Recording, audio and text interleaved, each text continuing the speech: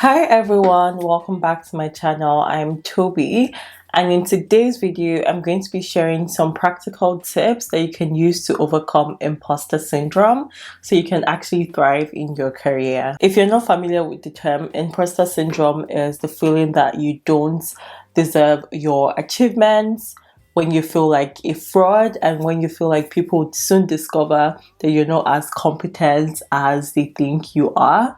If you're experiencing that, then you're experiencing imposter syndrome. Imposter syndrome is prevalent in high achieving environments such as big tech, or environments where everyone is really talented and really smart. If you're put in environments like that, there's a high chance that you may experience imposter syndrome. Personally, imposter syndrome for me heightened when I joined a big tech company, just because people are incredibly talented and smart.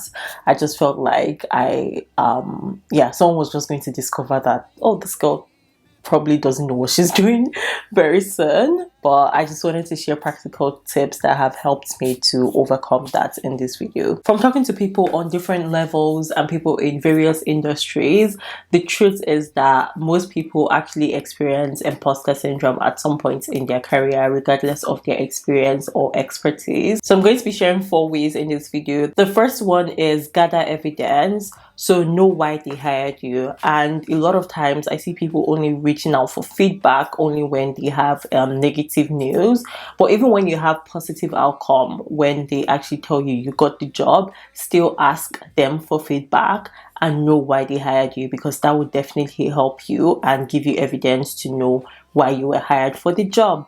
Because a lot of times in our heads, we tend to think, oh, I was a mistake hire.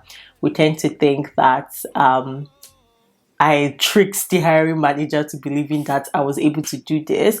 We just paint different cases and scenarios in our heads, or we tend to think that I was maybe like second choice or third choice. It could have been a situation where their first choice or second choice didn't take the offer, and they just went with me. But when you have that feedback and you know why they hired you, that is evidence for yourself. Also have a brag list. Have a list where you write down your accomplishments, no matter how little. When someone gives you feedback at work, write it there. And if you need to, you should actually set a timer to go through that brag list to remember who you are. I remember that you are that dope person. Yeah, you are that person. You are the main character in this, and you have that as evidence, because a lot of times we tend to dwell on the negative experiences. So why not set up an environment where you can see the positive experiences? You have that list, you can see it physically, and you have evidence that you actually worked hard for this and you are where you are meant to be. I personally did this. After I got my job, I asked them for feedback and I actually wrote what they said down, and I have that book. So no matter how down I feel, I remember why they actually hired me, and I remember that yes, I'm the main character here. I'm that person. That's the evidence. Even when I feel like shit, I have that evidence on. I'm able to remind myself why they hired me. The second one is to remember that you don't want this to sabotage your career. We've probably experienced this, where if you're feeling if you're battling with imposter syndrome, you're too scared to speak up in meetings just because you feel like they'll find out that you're a fraud, or they'll discover that you're not as competent as they thought you were. So you are actually so scared to contribute during meetings, and that can actually damage your career and sabotage your career. So you don't want to allow that feeling of imposter syndrome to hold you back from performing your job duties and from thriving in your career. I was talking with a friend last month, and this is something her mentor shared with her, that we spend so much time trying to cover up and trying to not act like imposters, or trying to think of why we are imposters. Why not spend the time taking advantage of the opportunity that has been given to you? So if you are indeed a fraud, if you think you are a fraud, why not spend that time learning on the job, learning in the role, and taking up space and taking full advantage of that opportunity that has been given to you until they catch you. Yeah, take full advantage of that opportunity until they catch you. Everything is just in your head. Obviously, you're probably not a fraud, but instead of spending that amount of time thinking of how to cover things up, how to not contribute in meetings, how to only contribute when you're 100% sure that thing is right, why not just take full advantage of that opportunity that they've given to you and make use of everything and make use of it, take full advantage of it. In general, people just sabotage their careers when they have that imposter syndrome feeling. They're too scared to act, they're too scared to deliver, and it just makes them act in fear. They spend too much time being in fear. And you see people actually leaving jobs because they feel like they're imposters, or even turning down promotions because they feel like, if I go to that next level, everyone would definitely know that I am an imposter and I'll actually blow my cover. So why not just turn down that promotion, or why not just leave this company? And when you think of it, I've just tried to train my brain to think that way. Like, do I want to really sabotage my career, or do I want to take full advantage of this opportunity? Obviously, most people want to take full advantage of that opportunity. So just think of the two sides, and anytime you have that imposter syndrome feeling, remember that if you actually act on it and allow it, then it's going to sabotage your career. The third one is a mindset shift, and this is seeing things as a learning opportunities.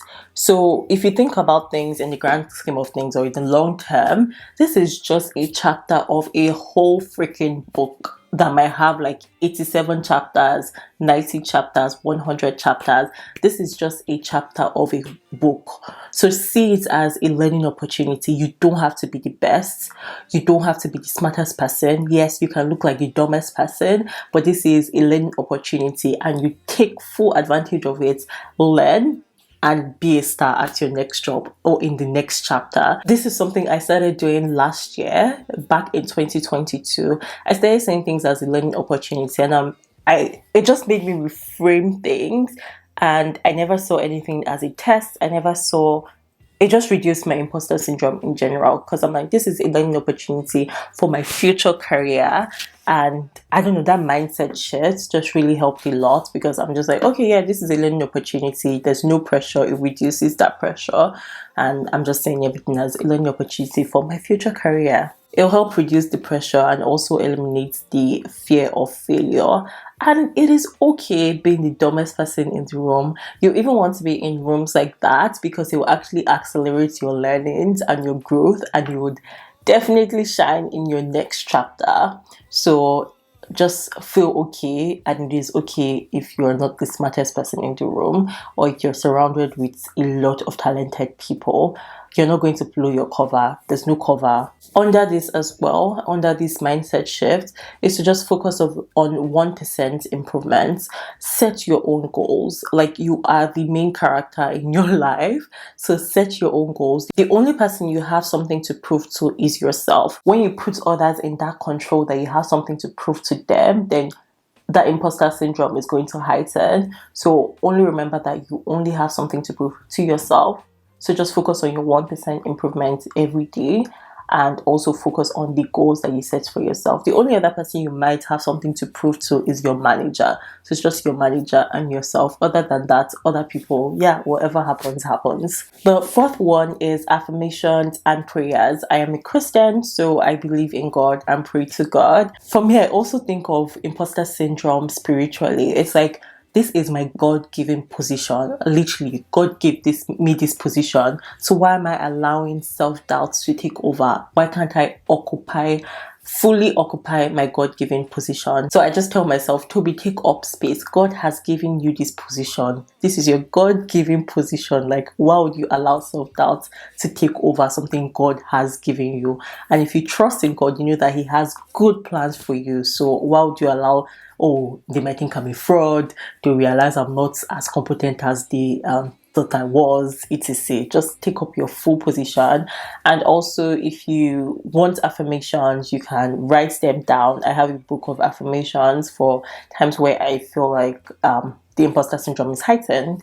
I just read those affirmations to remind myself that I am that person. I am the main character. I hope these tips help you. They're practical tips that you can use to help navigate your way through when that imposter syndrome arises. Please don't forget to smash that like button so I know that you enjoyed it and found it valuable. Don't forget to leave comments, share this video, leave comments. Don't forget to leave comments. And I'll see you guys in my next video. Bye.